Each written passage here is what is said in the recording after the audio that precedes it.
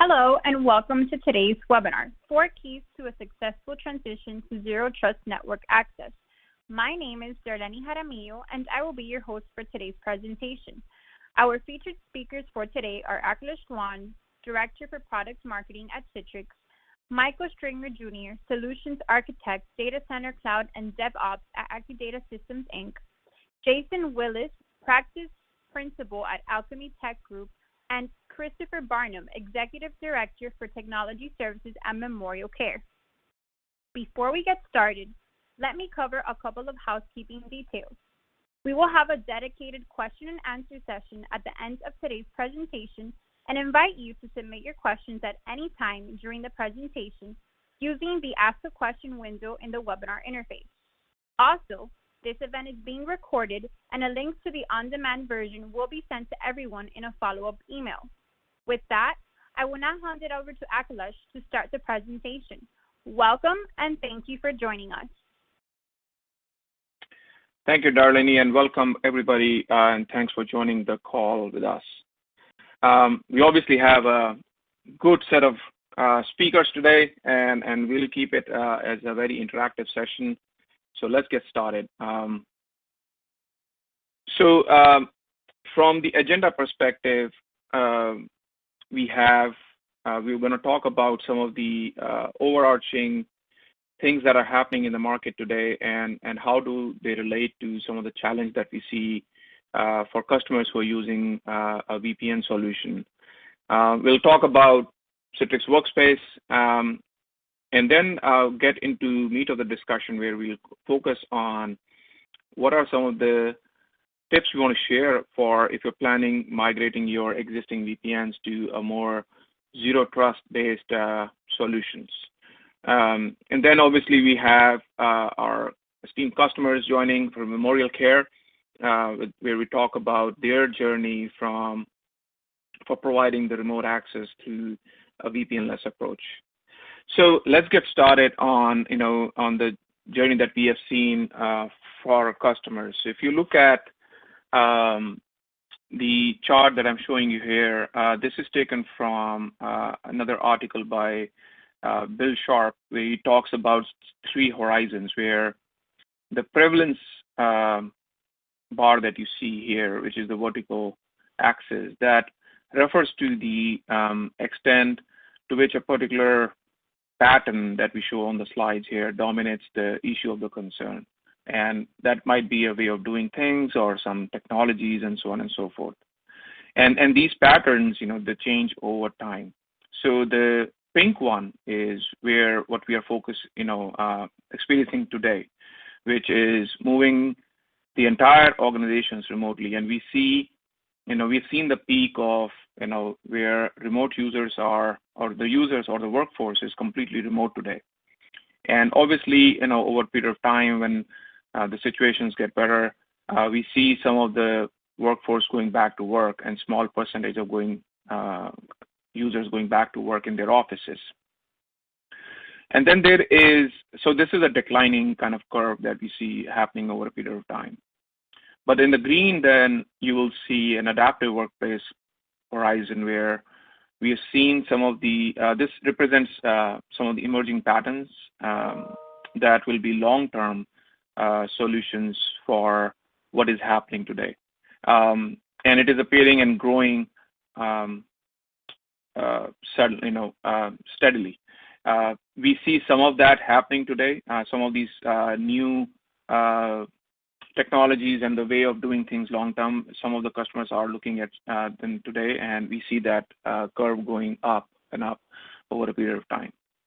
I think the main focus of the conversation today will be the orange curve that we see, which is the more turbulent domain of transitional activities and the innovations that we see, in the circumstances we are in, where people are trying out, different kind of technologies, different response in the changing landscape between the pink curve and the green curve. And this is where I think there will be a lot of different views of the future that will be presented and contested that will eventually lead to the new gen of technologies coming in.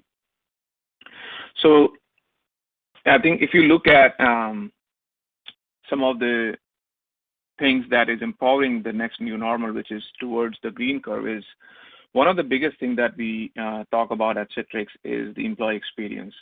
The pandemic that we are, enforced today, or any such situation, it is just has amplified the importance of experience, making it clear that the competitive advantage will go to vendors that can empower employees with culture, with physical workspace, and digital tools to do their best work wherever, whenever work gets to be done.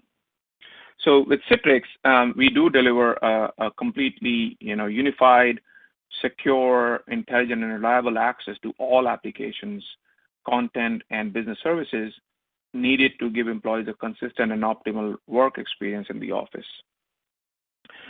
So remote work obviously is here to stay. We've seen a lot of confirmations from our customers and CIOs across the world, making that, yes, a lot of their, they will stay with the remote work culture, acknowledging the cost, productivity, and flexibility benefits that organizations are making remote working a permanent part of their cost and workforce management strategies.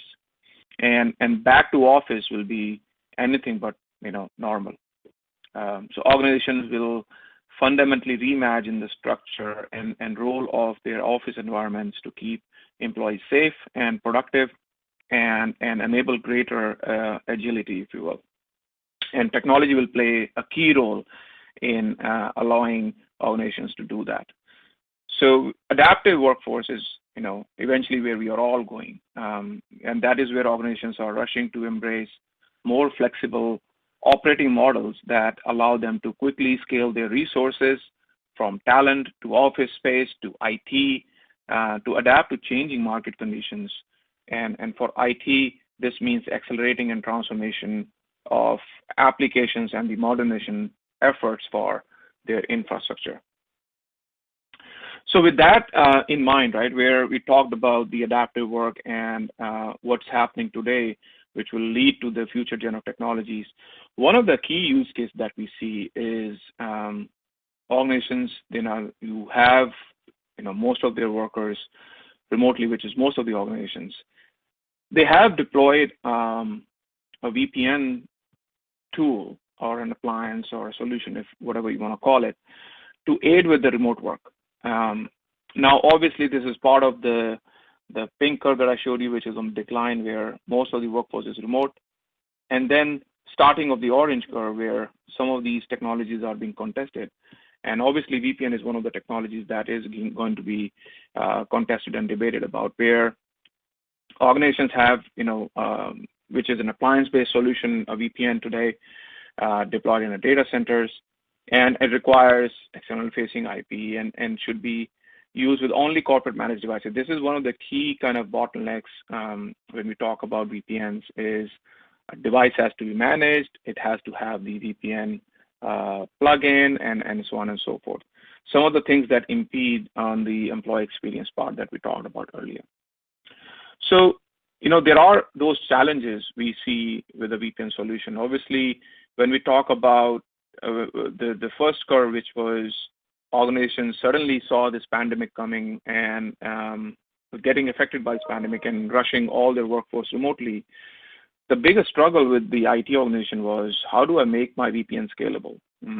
IT only planned for 20-30% workers working on a remote location, but they never planned for a 90% or 100% workforce from remote locations. And the VPNs were a huge bottleneck because it takes a long time for them to, deploy new appliances, make the configuration changes in the firewall and so on and so forth. And they also increase security risk. Obviously, back in the day, we accepted the risk for 20% users connecting with their managed devices to the network. But now we see unmanaged devices that are BYO, getting connected to the network, and 90% of the workforce is connected to the network using those devices, all the different devices. And suddenly we see a huge risk in the security issues that may pop up. And then obviously, the poor user experience. Obviously, VPNs, they are not designed to optimize. They're not designed for workforce that is primarily remote. That leads to a lot of user experience issues because one, they can't use any device. They have to use their managed device or a device that is completely locked by IT. And not all the devices are. There are some devices that are managed, but I think if you see a lot of our customers, a lot of devices are unmanaged and BYO. So how do we use those devices? And other part that is coming up more and more often is the employee privacy, because there is no difference in anymore between the working hours and the personal life. So if your devices are connected on VPN and users are spending their personal time to even shop for groceries or do some of their online shopping and send something else, all the traffic is seen by IT, and there are some employee privacy concerns on how users are spending their own personal time and getting monitored by IT. So we'll talk about some of these things and how Citrix Workspace helps. But one of the benefits, obviously, this is an overarching slide on the different benefits that we provide from Citrix point of view. And one of them is obviously the VPN-less and the zero trust network access that we provide for your intranet applications, but also to your single sign-on to your SaaS and all the virtual applications that you may have. So we're going to focus on this particular use case, and we have other content which talks about single sign-on and protection from your unmanaged and BYO devices that we're going to cover in some other forum.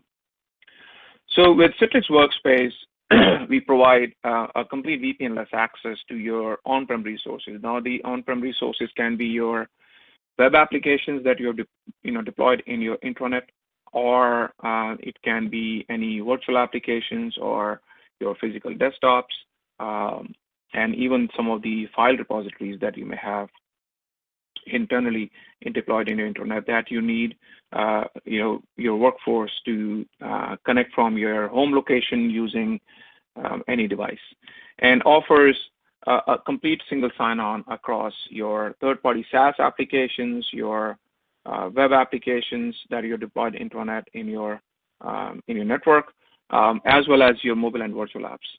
So it's a complete user experience, unified user experience, and we're going to show some of that, how it looks like.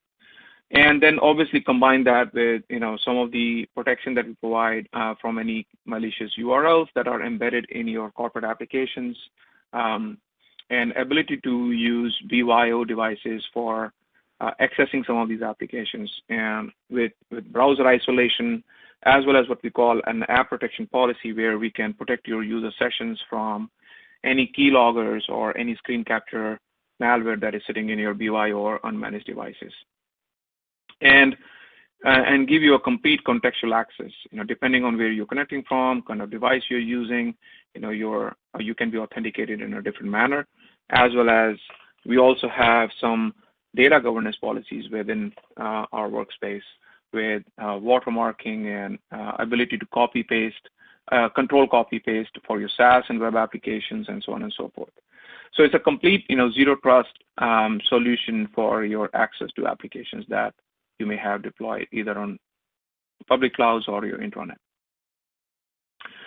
So it's building Workspace. So Workspace, obviously, as I said earlier, right, is a place where you come and access all your documents or your applications, and this is how we at Citrix allow you to kind of build your own workspace as per your own definition, as per your own requirements.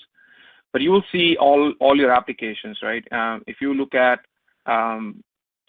our workspace story, we allow you to, as I said earlier, to access your SaaS applications, your on-prem web applications within the workspace. So you can start from here, where your remote users are accessing your SaaS applications, either Office 365 or your G Suite or your Salesforce and Workday of the world, or even on-prem web applications like SharePoint or your Outlook Web App Access or on similar products that are out there. And then obviously, this is where we are really different from a lot of the a new generation of vendors talking about zero trust and zero trust network access, wherein not only do we allow you to bring in your SaaS and web applications, but also your traditional two-tier applications. Now, these applications are, that require a fat client on your laptops or desktops. These are the applications that really are a bandwidth hog if you access it through a VPN, and it doesn't deliver a very good user experience. So these are delivered within Workspace as well without a VPN. And then obviously your cloud-hosted Windows apps. This is our virtualization story around, how do we deliver the virtual applications within the Workspace, whether they are applications or whether they are desktops, physical desktops that are deployed on premises or in the cloud. And we allow them, to bring all your data points within Workspace. The other cool part is, if you're using our content collaboration product, you can get access to your documents as well within the same Workspace UI. And whether these documents are coming from OneDrive or Google Drive or Box, Dropbox, whether you're using, if you have entitlements with our SharePoint or content collaboration suite, you can also start bringing in your documents repositories within the same Workspace experience. So this is how we allow you to build your own Workspace, and without any kind of a sort of a VPN solution that allows you to kind of overcome some of the challenges that we talked about earlier. So it's a complete cloud service that is available across all geos. So there is no requirement for going and reconfiguring your firewalls. There are no firewall ports do need to be open to get this done. And it's an auto-scale feature wherein as your demand increases, we start increasing at the back end automatically. So there's not a lot of IT overhead when you want to scale the service. And then access is obviously given only at the application layer itself. So there is no, we take out the security risks that come with a VPN that has to connect to on a network level. And then obviously provide the best user experience, because we also obviously have POPs across the globe. We can provide you the best user experience, as well as we have all the optimization built in for applications that require, that generally has a lot of network latency. We do optimize some of those application workloads. And then obviously we only intercept the corporate data that is coming from a laptop or any end user device. So anything that starts from Workspace, we intercept. Anything outside of Workspace, we don't even touch. So there is no employee privacy concern when users want to do on their something on their personal time. So that's the kind of overall solution that we want to talk about. So this is where I'll invite both Jason and Michael, and we want to have a discussion on some of the tips that we have seen. So welcome, Jason, welcome, Michael, and thanks for joining. In this section, obviously, we'll talk about some of the tips, some of the user stories that we have seen. A lot of our customers take an approach of how are they thinking of migrating from their on-prem VPNs to a Citrix Workspace, if you will, or any zero trust-based solution.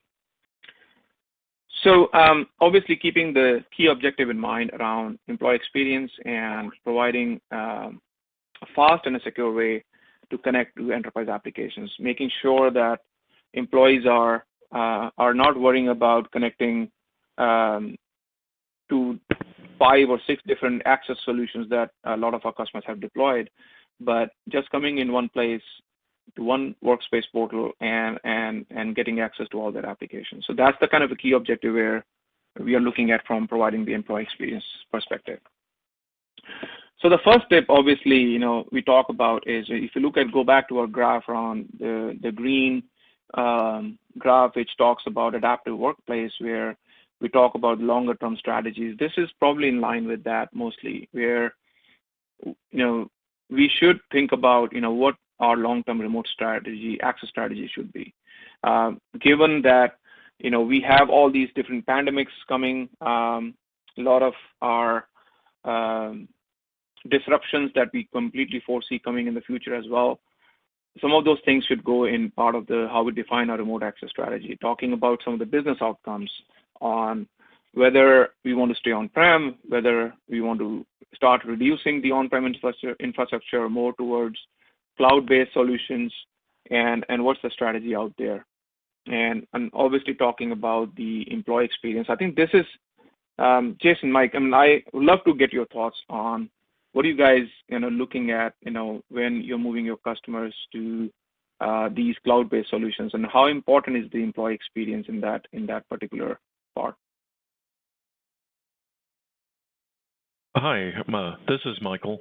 I will say that employee experience is the first and foremost on most IT in departments whenever they start talking about enabling a remote workforce. We specifically had a customer that came to us that said, I'm putting the VPN on desktops and sending desktops home with my employees because we're closing our office. That presents a unique set of challenges, but it also increased, complexity in the load on the VPN that we've been talking about. Not only that, it decreased the employee experience in trying to get to applications that were sitting inside the data center, right? So they came to us going, how do we make this better? How do we enable our workforce to be a little more cohesive and have a better strategy? You've got to define that strategy, and it can't be just for one group or an entire group. It needs to be holistic for the entire company in order to make this work better. Yeah, and Michael, I would definitely second that. We and all the customers that we've been dealing with, I mean, employee experience is at the utmost, right? With not having that ability to walk across the aisle or to walk to the next keyboard or to be able to communicate with your, coworkers and staff, it makes a very interesting challenge for the organization. And we've seen very similar things where when this thing broke out and everybody's going home and they're saying, well, what do we do? How can we enable this? Well, initially everybody just said, hey, let's do the VPN and go. And one of our customers came to us and said, well, how can we deliver this? Is there a different way to do this other than what we've traditionally done with VPN? And that's where we recommend the Workspace solution to be able to provide that access to those internal applications that they needed. A lot of their folks use SaaS apps, and they were going to multiple different windows and to be able to deliver and get access to those applications that they needed to do the work. And when combined with the Citrix Workspace experience, they were able to now have a single point where they could log in, access all their applications, and then also be able to provide secure access to the internal web applications that they've developed in-house.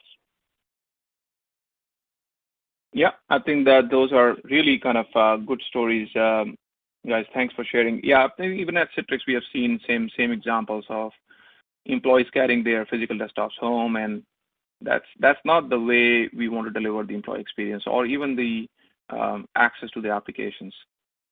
And then, so employee experience obviously is part of that, big motion. And then so is the device strategy. We've seen a lot of CIOs and the IT leaders talk about giving the flexibility to use any device. And I think that should play a key role in how we define the remote access and find solutions that fall in line with the device strategy that we have as a company, whether we want to have BYO, whether we don't want to have BYO.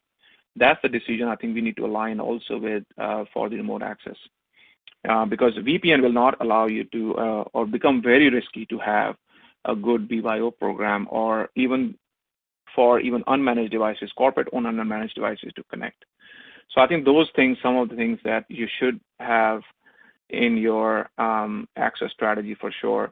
And then obviously one of the more important things that we see from Zero Trust perspective is not having point solutions. So I think selecting a vendor that offers you the capability to access all your applications and data is probably the way to go, as opposed to having multiple access solutions just for SaaS, and then having a vendor just for your VPN-less access to intranet and so on and so forth.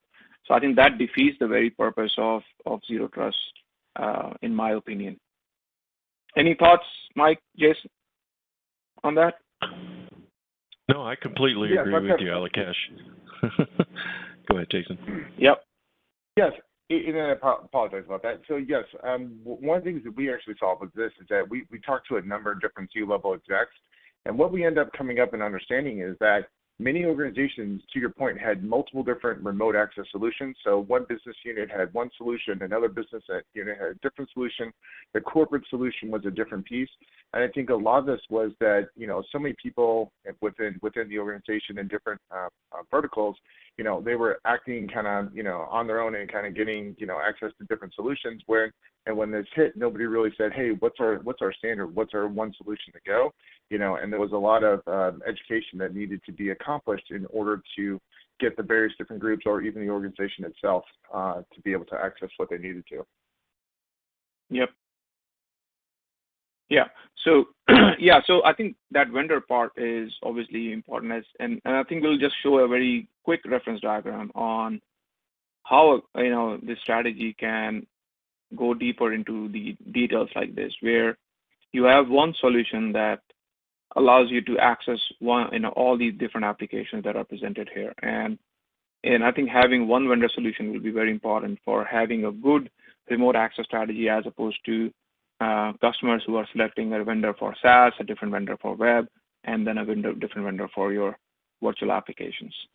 So I think that will be just a reference of what you can use to draft your remote access strategy. All right, so moving forward, right? The other tip number 2. So tip number 2 obviously is talking about applications and understanding those applications of what are the applications that you have that require remote access? What are some of the applications that you want to deliver to your users that are working from remote locations? And these can be applications that have a lot of confidential data, a lot of corporate information, a lot of your IP, as you say. And obviously, in addition to that, need to figure out, where are these applications deployed? Is there a strategy to keep all these applications on-prem, or is there any long-term strategy or a short-term strategy of moving these applications to public clouds or having these delivered as SaaS applications? So I think understanding of those applications form factors would be very important for you to write a good remote access strategy. And then obviously, talking about how do we classify these applications, whether these are sensitive applications, some of the applications are not too sensitive, and then you can apply some of the security controls based on these classifications. And then obviously, some of these applications have security requirements wherein applications require some level of granular policies of if you want to put, some sort of control which deters users to share information, deter users to capture that information and share it outside. Something like a watermark on those pages, something that allows you to control any kind of clipboard access when you're in these applications, allow you to share or prevents you to share information across applications. So some of these controls will be very important when you talk about some of these classification and security requirements, because you never know who, the users may be looking to leave the organization. They may be looking to tap some of this information and take them along, as we have seen in a lot of instances happen recently with a lot of users taking the IP information along with them. So some of these controls will be very, very important for you to have when you're looking at some of these applications. Any thoughts, Jason, Mike? Jason, you can go first. Sure, thank you, Akash. So we are, with everything that's been going on, we're seeing a good shift, right? So a lot of the customers out there today are looking to say, hey, what makes sense to be able to take this and move it up to a public cloud? Does it require maximum uptime? Is this the application that's, the money generator for the business? So we are seeing a lot of application rationalization to see what fits in best where. If there's a large requirements for data or anything, some of those applications might live on-prem, but a lot of customers out there are looking to say, how do we, if something happens again where we have to send our workforce home, or we have some type of Mother Nature event that causes, additional outages, how do we make ourselves more flexible? So we are seeing that big shift to go to the cloud. And a lot of the apps too, with the other things that we're seeing is a lot of applications with either PII or PHI are now being published because a lot of the staff is no longer inside the four walls and don't have access to directly go and launch those client server applications. So we are seeing a lot of that today, and a lot of folks are really kind of taking that cloud-first approach of what can go to the cloud type kind of deal. Yep, absolutely. Yes, thank you, Alikesh. And while Jason talked about those applications that can move to the cloud, there are several verticals such as healthcare and oil and gas that cannot put those workloads into the cloud because of security concerns. So in that area of applications that must stay on site, we discuss with customers what their application locality is with regard to their users. The farther you put users away on a VPN session, the worse the experience is going to be for the user. So by using a zero trust model and using Citrix to put that user access directly inside near where the application sits in your data center, you are able to provide a on-net an on-net access to those applications. Yep. Yeah, I think that's a good point. I think a couple of good points that you guys raised. Obviously, I'll talk about complexity. I think one of the things that we do prescribe our customers is, they don't have to, given the complexity part, right? They don't have to completely rip and replace their VPNs out and when they're planning this migration. One of the things that we talk about is how do we coexist with the VPNs and transfer on some of the least complex applications like web and SaaS applications, and over time bring in your applications together. The other part that you, I think, raised, Mike, was very to the point in terms of VPNs, not throttling all the or backhauling all the traffic to the VPNs and directly kind of go out to the internet where these applications are to get the best performance for the end users. I think if a lot of employees and a lot of customers have web and SaaS applications, you don't want a VPN solution sitting in a data center and backhauling all the traffic back into the data center before it goes out to the cloud. It doesn't, architecturally or from a user's experience point of view or IT standpoint, doesn't make any sense to have all the traffic coming in because it defeats the very purpose of having a cloud application. So absolutely, I think that those are kind of key things that customers should think about when they're looking at the remote access strategy. All right, so moving forward, so the third tip of the day that we want to obviously share about is understanding the users. I think this is one of the key things that a lot of times we miss. We talk about our applications, their requirements, and a lot of times we tend to kind of forget, keeping the users in mind and how these users will be accessing, where are these users located, what kind of devices will they be using and they prefer to use, and basically just double clicking on the experience part. I think you guys shared earlier on who are my users. I mean, are these my employees only? Are these contractors? Are these partners?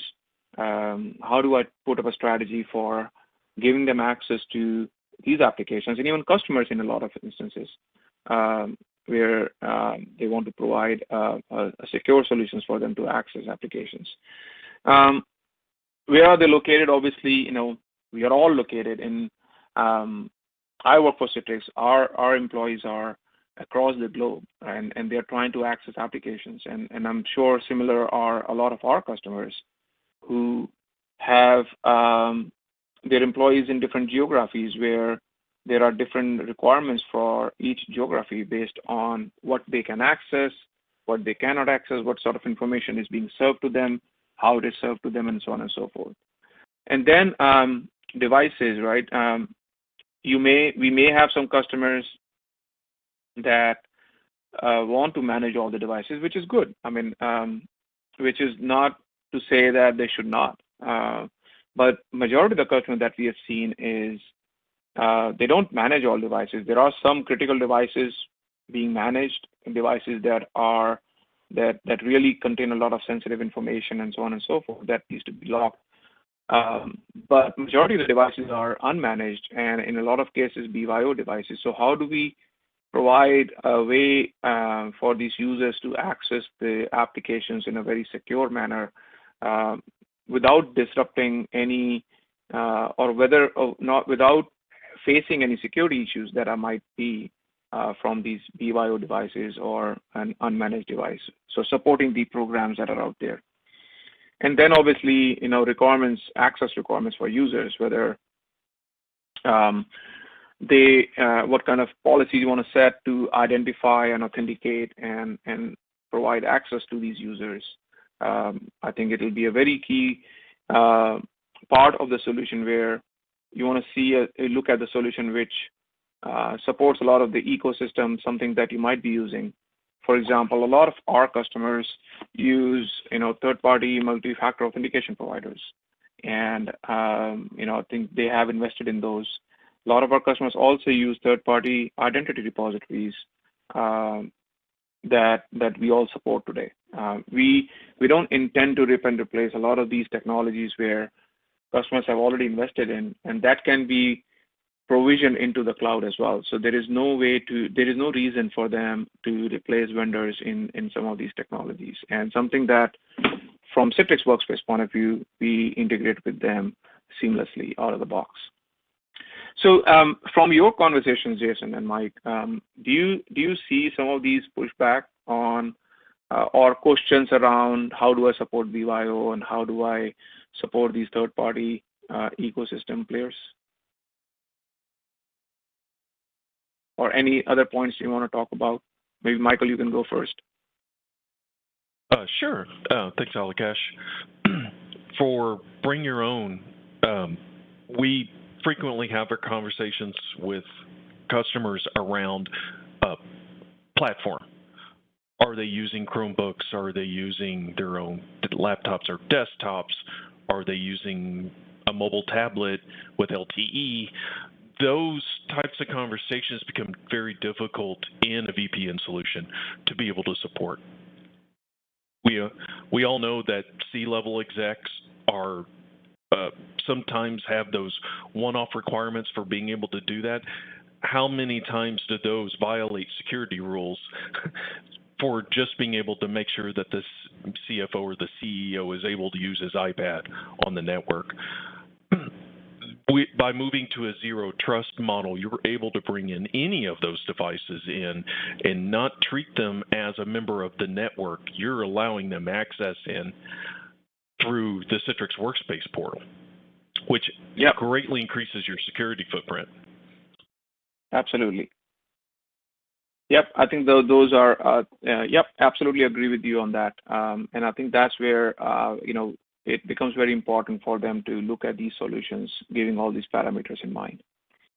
So I'll move on to the next. I know, Jason, I'll take your opinion, obviously, on the next one, which is the tip number 4, talking about some of the migration planning, right? So this is obviously, you guys have done a lot of migration for your customers, and it will be good to kind of know your insights into, and Jason, you can go first, talking about, how do I really do this migration, right? I mean, do I rip and replace VPN? I know I touched a little bit on that part earlier in the segment, but talking about infrastructure requirements on scalability. I mean, how much scalable I need to be, how many users I will have today or tomorrow, or maybe in 2 years down the line, and choosing the right vendor. I think this is the right vendor part I talked about earlier, is looking at vendors which have a complete holistic solution, as opposed to some of these modern new vendors that we see around ZTNA talking about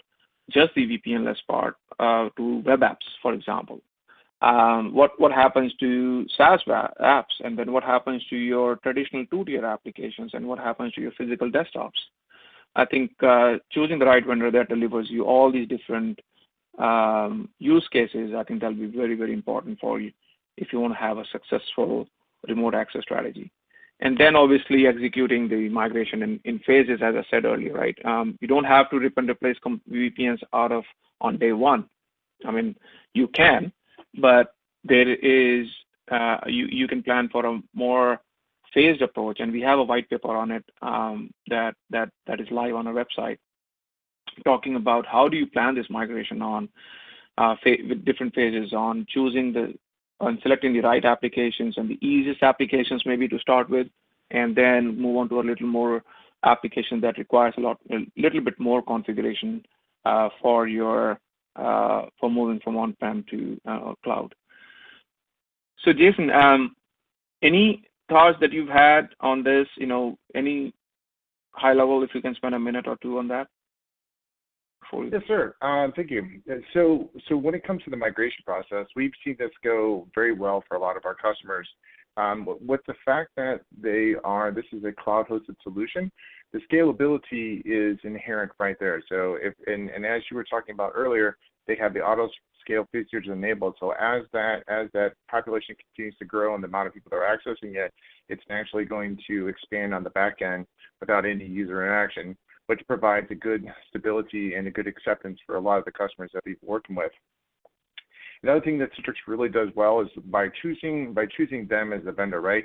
So we're able to bring, your on-prem applications, whether that's through traditional virtual apps and desktops, or that's through providing through the gateway connector. We have the ability to take all of our files that we're working on, whether it's through, from SharePoint or OneDrive or from Box or ShareFile or any of the other solutions out there, with the integration of different applications, with the ability to get security and insights and have those inherent controls. There's no other product out there that really takes that holistic view of providing access to, wherever, whenever, however that the users need. Integrating, NetScalers or ADCs, as they're known today. You can bring your own identity provider. You can have, different role-based authentication methods, and you can have multiple different identity providers. And it really does pull the whole thing together when you look at the solution stack as a whole. And that migration, it can be done completely in parallel. So we can have all these components and features and set up. We have users who are coming over, testing, validating, ensuring that this thing is going to work the way it is. And then we can do a phased approach. We can take a chunk of users, that could be large or small, and bring those across. So it makes it really easy to integrate that solution. Yeah. So it's not like, it's just maybe there's no disruption in the business. I think a lot of customers may fear, if I do this strategy, I might have a disruption in my business and where some of the applications go inaccessible. So which is not the case here, right? We're talking, a more phased approach and how to coexist and then move on. All right, so that's there. So let's move on to our next section where we have Chris from Memorialcare talking about their journey to VPNless. So Chris, why don't you quickly introduce Memorialcare, and then I'm going to ask you a couple of questions on the content that we're presenting here. Sure. So I'm Chris Byrne. I'm Executive Director of Technology Services at Memorialcare Health System in Orange County, California. We serve LA County and Orange County, have over 11,000 Citrix users, and have millions of patients in our various databases. So we're spread across a wide geography. We own 4 hospitals and many clinics, but we've been dealing with a world of, proliferation for quite some time. Proliferation in terms of the locations our users are at, proliferation in terms of whether we own those locations or not. So a lot of our users are in clinics or locations that we don't own. Proliferation of software. We distribute between 400 and 500 pieces of software to those various users, and that number is increasing. Proliferation of where those pieces of software live. So whether it's our data center or a cloud location that we own or a cloud location that we don't own or a software as a service. Proliferation of the various types of devices that those users are using to access that software, whether it's a fat client or a thin client or some sort of mobile device. And so that proliferation has been happening and been in place well before COVID happened. And we've already been dealing with these challenges of remote workforce and and the various different ways in which people want to access their software. And so strategically, we've settled on Citrix because Citrix has a strategy that fits with our needs. Specifically, Citrix and the Citrix Workspace is looking to try to become independent of where a user is or who a user is or what software they're using or where that software lives. And so as those other pieces proliferate, having just one place for those users to go to access their enterprise software, in this case the Citrix Workspace, is a huge advantage for us. And then I don't have to worry about, is COVID happening or not? Are people becoming more or less remote? What method are they accessing, or what type of software they're accessing, or where's that software going to go? Because by standardizing on the Citrix Workspace, we enable all of that and all of the change in the future. Yep. Yeah, I think so. Obviously, you're planning to towards the more green bar that I was showing in the graph, and I keep going back to that same chart where you're obviously planning for your more adaptive workforce, which is great. So, Chris, could you so going back to the challenges that you're facing, right? You talked about. Can you double click on the exact use case that you are obviously trying to solve first before you go wide and big? There were some concerns that you had before we talked to you, Memorialcare, on some of the your doctors not employed by Memorialcare, but your affiliates. They were trying to access some applications. Can you talk through their experience before Workspace and with Workspace? Sure. So one of the specific projects that we recently worked with Citrix on is, like you say, for our affiliate providers. And what an affiliate provider is that's a physician or a nurse that we don't directly employ and who probably works at a clinic that we also don't own, on a network that we don't own, using a device that we don't own to access the software. But they have to access our enterprise software securely, and we need a way to get that to them, despite the fact that we don't directly employ them or own the assets. And so that's a use case we've been dealing with for some years, and we were already using Citrix SRA Direct generally to have those affiliates come in securely to our network and then access their applications that we're generally publishing through Citrix. One of the twists to that recently has been, as software has moved to the cloud, specifically software as a service, the provider who's accessing that software doesn't want to have to log in twice.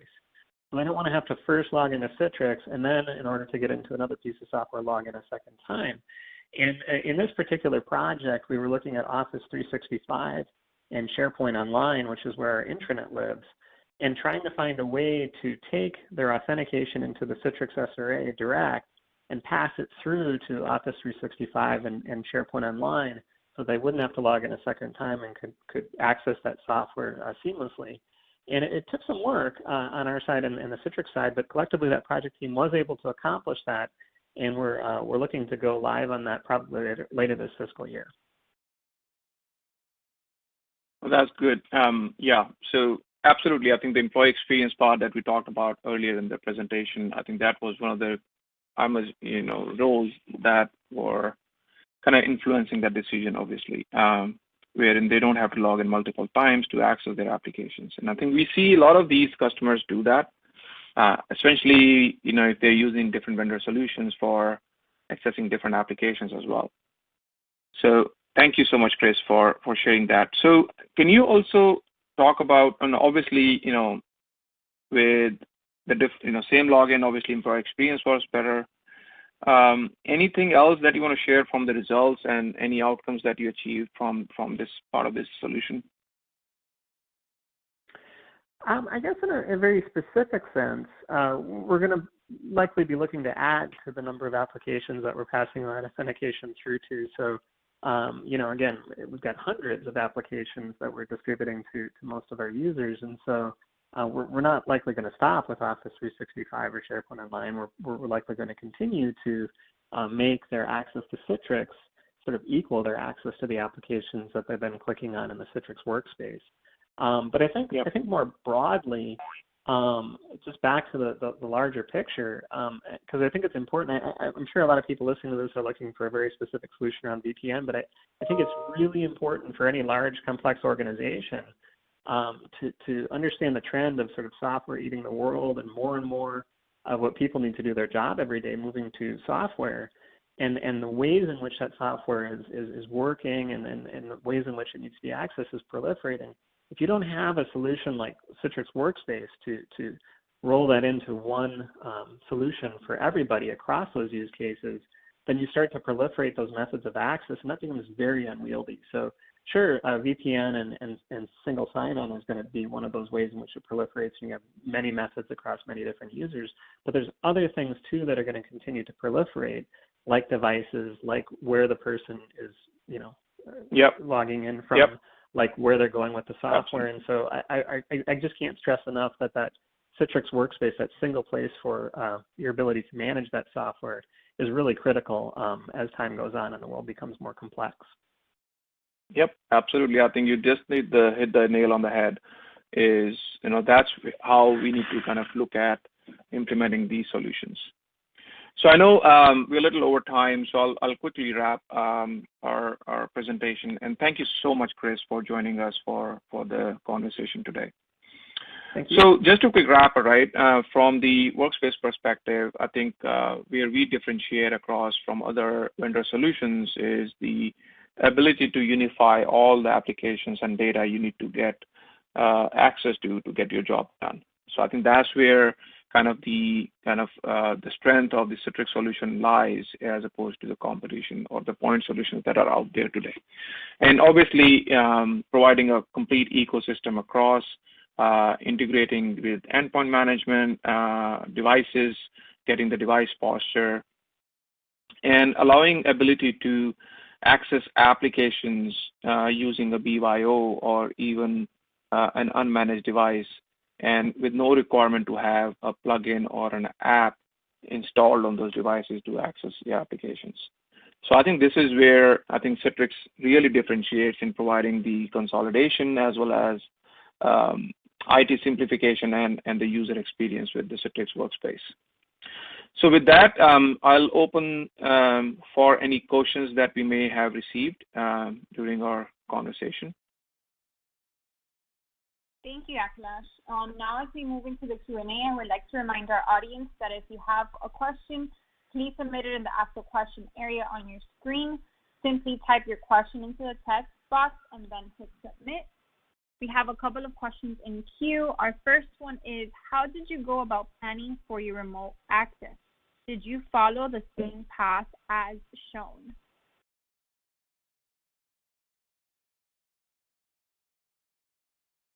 Chris, do you want to take this? Sure, I can address that. Yeah, generally, the path shown is what we followed. Although again, I want to stress, even before this particular project, we were already dealing with this use case of having remote users at locations and on devices we didn't own, having to and who we didn't employ, having to log in remotely. And so this project is basically an evolution of that. To try to add more value to those users that are already coming in remotely. But I think no matter where you start, most organizations are going to have to deal with more remote users or affiliated users, people you don't directly employ or control, needing access to different software or data that you have. And so I think it's probably pretty applicable to most organizations and in most industries these days, for sure. Thank you, Chris, for addressing the question. We have 3 to 4 more questions in queue. Our next one is, what sort of industry verticals do you see this trend more of moving on-prem VPNs to zero trust solution?